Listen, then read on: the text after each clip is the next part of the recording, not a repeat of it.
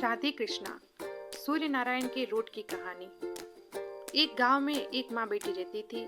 वो होली जलने के बाद के रविवार को सूर्य नारायण का व्रत किया करती थी। एक बार व्रत वाले दिन माँ ने बेटी से कहा, मैं पानी लेने जा रही हूँ, तब तक तू रोट बना लेना। एक छोटा और एक बड़ा रोट बनाना जो हम पूरा खा सके, क्योंकि रोट को जूठा नहीं छोड़ते। रोट के आटे में नमक मत डालना, यह अलूना होता है। ऐसा कहकर माँ पानी भरने चली गई और बेटी रोट बनाने लगी। तभी सूरज भगवान एक साधु का वेश बनाकर वहाँ आए और भिक्षा मांगने लगे। लड़की ने कहा, मेरी माँ का रोट तो बन गया है, पर मेरा रोट बनेगा उसमें से आपको दूंगी। साधु ने कहा, जो रोट बन चुका है उसी में से दे दो, नहीं तो मैं जा रहा हूँ। बेटी ने साधु को माँ के रोट में से एक टुकड़ा तोड़ के दे दिया। जब माँ घर आई और बेटी से बोली, बेटी चलो अब हम भी व्रत खोल देते हैं, तो बेटी बोली, ठीक है माँ। माँ ने फिर पूजन किया और फिर रोट को देखा तो रोट का एक टुकड़ा टूटा हुआ था। ये देखकर बेटी से पूछा तो बेटी ने बोला, मैंने रोट का एक टुकड़ा एक साधु को दे दिया। तब माँ गुस्सा होकर बेटी से बोली, गया हुआ रोट दे, रोट का वो टुकड़ा दे, वही पूरा रोट दे। माँ ये रट लगाने लगी और पागल हो गई। पूरे घर में बेटी के पीछे दौड़ने लगी। बेटी डर के मारे घर के बाहर भाग गई और पीपल के पेड़ पर चढ़कर बैठ गई। सूरज भगवान ने सोचा, बेचारी लड़की को मेरे कारण घर से भागना पड़ा, इसीलिए इसकी रक्षा मुझे करनी पड़ेगी। सूरज भगवान रोज उसके लिए चूरमे का लड्डू और एक लोटा पानी भेज देते थे। लड़की मजे से खा पी लेती और बैठी रहती। एक दिन राजा शिकार करते हुए उधर से निकले। थकान मिटाने के लिए उसी पेड़ के नीचे आराम करने लगे। राजा ने अपने सेवक से कहा, प्यास से जान निकली जा रही है, थोड़ा पानी मिल जाता तो प्राण बच जाते। पेड़ पर बैठी लड़की ने यह सुना तो उसने थोड़ा पानी डाल दिया। राजा ने पानी पी लिया। राजा ने सेवक से कहा, ऊपर अवश्य कोई है। राजा पेड़ पर चढ़ा, वहाँ सुंदर सी ब्राह्मण की कन्या को पाया। राजा ने कहा, तुम कौन हो? कन्या डर कर नीचे उतरी और कहा, मेरा इस दुनिया में कोई नहीं है। राजा ने कहा, डरो नहीं, मेरे साथ चलो, मैं तुमसे विवाह करना चाहता हूँ। लड़की राजा के साथ चली गई। राजा ने उसके साथ विवाह कर लिया। इधर माँ पागलों की तरह गांव गांव में भटकती फिरती और भिक्षा मांगती और अपना गुजारा करती। इस तरह से जब भी दियाड़ा बावजी के दिन आते, कन्या सूरज नारायण का व्रत करती और कहती, हे सूरज नारायण, मेरी माँ को ठीक कर देना। इस तरह काफी समय गुजर गया और उसके एक कंवर का जन्म हुआ। इधर कुछ समय बाद उसकी माँ बेटी जिस महल में रहती थी वहीं पर भिक्षा मांगने आई। रानी ने जब देखा कि कोई भिक्षा मांगने आया है तो उसने ऊपर से एक रोटी डाली। रानी को रोटी देते माँ ने देख लिया और पहचान लिया और तुरंत माँ पहले की तरह मांगने लगी, गया हुआ रोट दे, रोट का वो टुकड़ा दे, वही पूरा रोट दे। जब बेटी ने सोचा कि अब क्या करूं, राजा और दासियों को जब पता चलेगा तो वो क्या सोचेंगे कि रानी की माँ इस हालत में है और रानी बड़े आराम से महलों में रह रही है। ये सोचकर वह तुरंत गई और चुपचाप माँ को लाकर एक कमरे में बंद कर दिया और ताला लगा दिया। कुछ समय बाद राजा आए और रानी से कमरे की चाबी मांगी तो रानी ने 6 कमरों की चाबी दे दी, मगर 7वें कमरे की चाबी नहीं दी। तब राजा ने कहा, मुझे तो इस 7वें कमरे की चाबी चाहिए, आप इस कमरे की चाबी दो। तो रानी ने कहा, आपको जो भी काम है इन 6 कमरों में कर लो। तब राजा ने कहा, नहीं, मुझे तो इसी कमरे की चाबी चाहिए। और उन्होंने 7वें कमरे की चाबी ली और कमरा खोला तो अंदर 100 मन की सोने की एक शिला रखी हुई थी।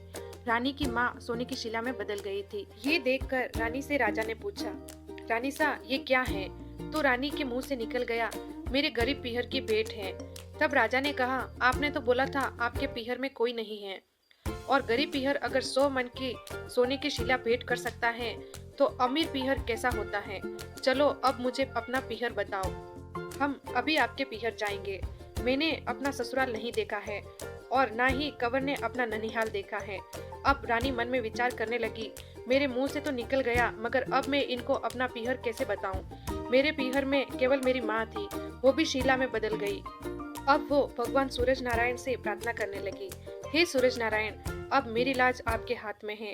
अगर मैं राजा जी को पीहर नहीं बता पाई तो राजा जी मुझे भी महल से निकाल देंगे। तब सूर्य नारायण ने उसको कहा, मैं तुमको केवल 1.25 पहर का पीहर दे सकता हूँ, उससे ज्यादा का नहीं। इस 1.25 पहर में तुम राजा और कुंवर को पीहर दिखाकर लौट जाना। तब रानी ने कहा, राजा को बस पीहर बताना है, 1.25 पहर में मेरा काम हो जाएगा। फिर राजा रानी को लेकर अपने लाभ लश्कर के साथ पीहर की तरफ रवाना होते हैं।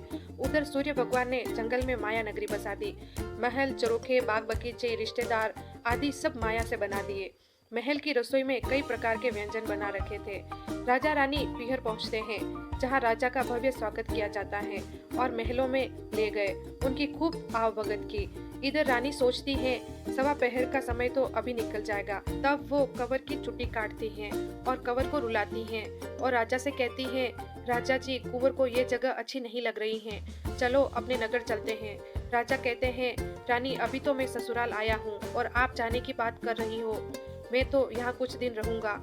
ये सुनकर रानी कुंवर के और चुटी काटती है और कहती है, राजा जी, कंवर तो यहाँ नहीं रह रहा है। तब राजा जी कहते हैं, ठीक है, और सिख में बहुत धन दौलत, हाथी घोड़े सब देते हैं और उनको विदा करते हैं। कुछ ही दूरी पर जाने पर राजा को याद आया कि मेरे जूते तो वहीं पर रह गए। तब एक नाई उनके साथ था। उसने कहा, महाराज, मैं जाकर ले आता हूँ आपके जूते। तब राजा नाई को भेजते हैं।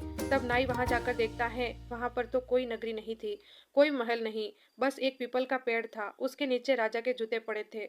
नाई डर गया और जूते लेकर भाग गया और राजा के पास जाकर बोला, आपके साथ धोखा हुआ है। वो नगर तो जादू का बना था, अभी तो उस जगह जंगल है, वहाँ कोई नगर नहीं है। तब राजा वहां जाकर देखता है तो सच में वहां पर जंगल था। तब राजा ने रानी से पूछा, तुम कौन हो, कोई जादूगरनी हो या कुछ और? तब वो राजा के पांव पड़ी और बोली, राजा जी, मैं आपसे झूठ बोली थी।